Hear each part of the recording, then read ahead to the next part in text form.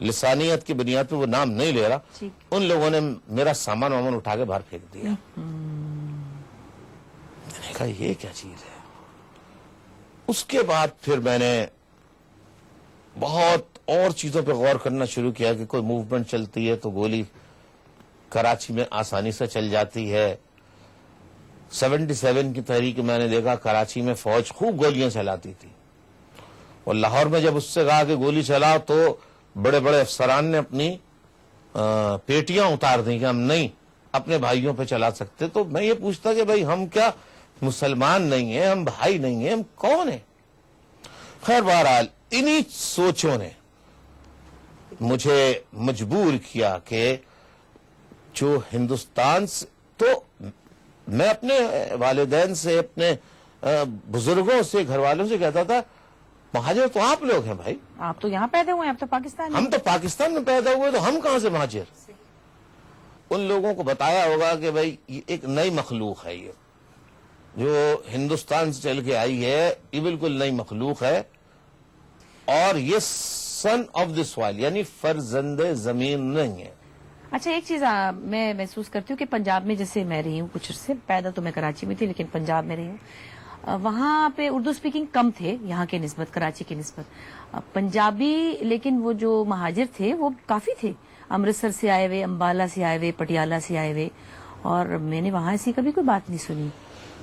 اس میں ایک بات جو تھی وہ یہ تھی کہ جو ایسٹ پنجاب سے جو ہجرت کر کے پنجاب آئے ان میں کم و بیش کلچرل ریزمبلنس کافی تھی. زبان ایک تھی، لباس ایک تھا، بہت ساری چیزیں ملتی جلتی تھیں. بالکل صحیح. بالکل. اچھا یو پی، سی پی، بہار یہاں سے جو آئے تھے ان کا کلچر، لکھنؤ ان کا کلچر، رہنے سہنے کا انداز، بات چیت کا انداز صحیح. بالکل.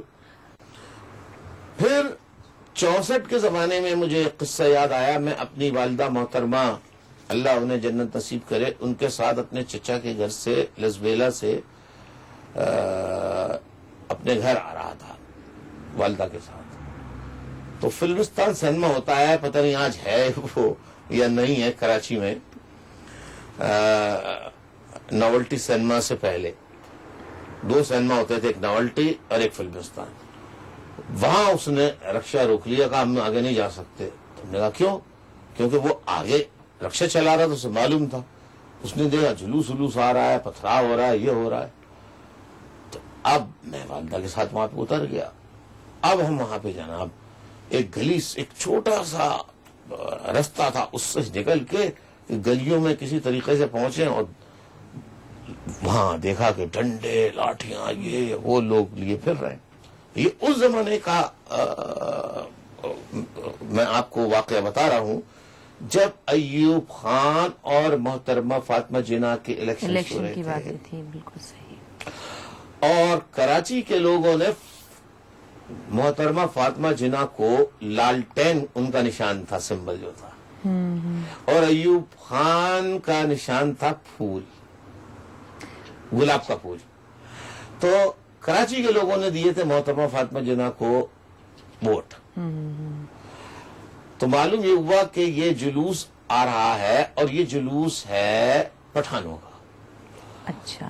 اور یہ آ رہا ہے سرحد سے. تو ہم نے کہا سرحد سے یہاں کیوں آ رہا ہے؟ پٹھان تو یہاں بھی رہتے ہیں. تو ان کو باقاعدہ سکھا کے، ورغلا کے، بہکا کے یہ لایا گیا کہ ہم تم لوگوں کو ایسی جگہ لے کے چل رہے ہیں جہاں پر غیر مسلم رہتے ہیں اور ان سے لڑنا ہے. وہ تو پھر اسی لائن پہ لگ گئے. وہ اب ان بیچاروں کو کیا، غریبوں کو پتا. غریب لوگ پڑھے لکھے تھے نہیں بیچارے. جو سمجھایا انہوں نے کہا ٹھیک. جی ہاں. تو ایوب خان کے صاحبزادے ان کو لیاقت آباد، پورے کراچی کے اندر ہر جنہیں عرف عام میں مہاجر کہتے ہیں اس لوکیلٹی پہ حملے ہونے لگے. 64 میں؟ 64 میں. اتنی پرانے میں اس وقت سے؟ جی. تو اب ہم جس گھر کا دروازہ، میں والدہ کے ساتھ تھا، جس گھر کا دروازہ کھٹکھٹائے کوئی کھولے ہی نہیں، ڈر کے مارے، سب کی کھڑکیاں بند. بڑی مشکل سے ایک دروازہ کھلا، ہم گھسے اندر. انہوں نے کہا جلدی آ جاؤ جلدی آ جاؤ. کھٹ سے کنڈی لگائی انہوں نے. بیٹھے رہے. جب وہ خیر وہ حملہ شملہ ختم ہو گیا, لوگ چلے گئے وہاں سے, پھر ہم نکل کے اپنے گھر پہنچے. تو پھر میں نے بہت سوال کیے. اس کے بعد تو پھر جگارے ہونے لگی.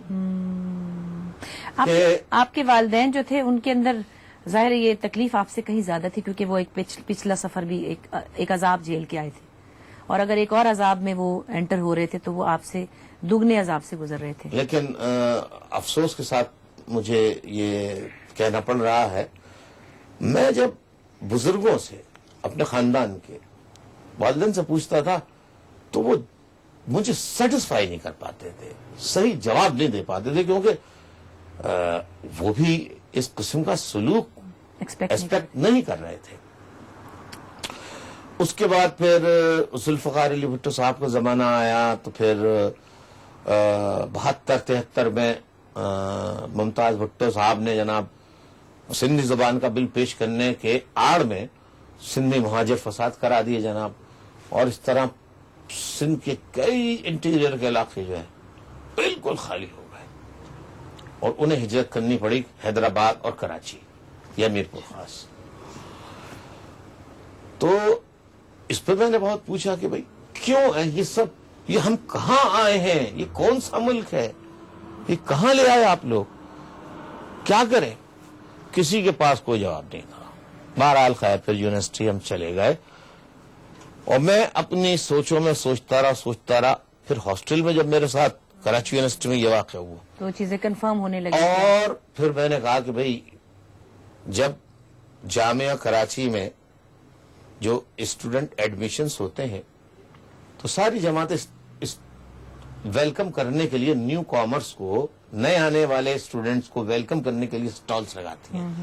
Kashmiri students, Saraiki students, Gilgit students, Pakhtun student federation, Baloch students organisation, G S L student federation, Punjabi student ایسوسی ایشن.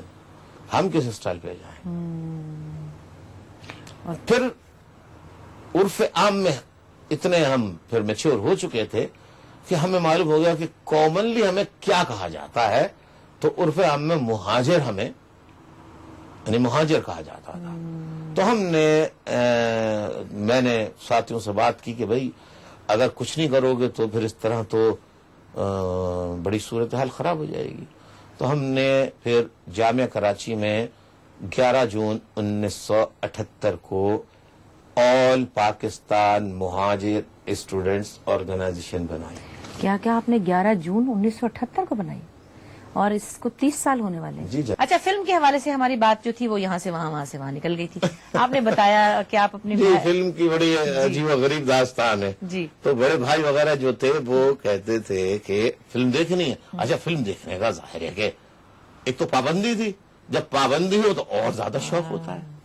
تو فلم دیکھنے کا تو شوق تھا. تو کہنے لگے کہ اچھا چلو ہاں چلتے ہیں. تو میں نے کہا ہاں چلے تو بتا دیں میں اپنے پیسے نکال لوں. پھر اتنے کہلے نہیں اپنے پیسے نہیں, ہمارے پاس پیسے نہیں ہیں, اگر دیکھنی ہے تو ہمارا سیٹ بھی دینا ہوگا. اچھا, انہوں نے اسپانسر پھنسایا تھا اصل میں. ہمیشہ یہی کرتے تھے. انہیں پتا تھا نہیں جب فلم دیکھنی ہو میرے پاس آ جائیں اور کہ فلم دیکھنی ہے تمہیں, ہاں کہلے ہمارا ٹکٹ بھی لینا ہوگا. یعنی اسپانسر ان کے پاس تھا, اور انہیں یہ ایک بلیک میلنگ پوائنٹ تھا ان کے. صحیح بات ہے.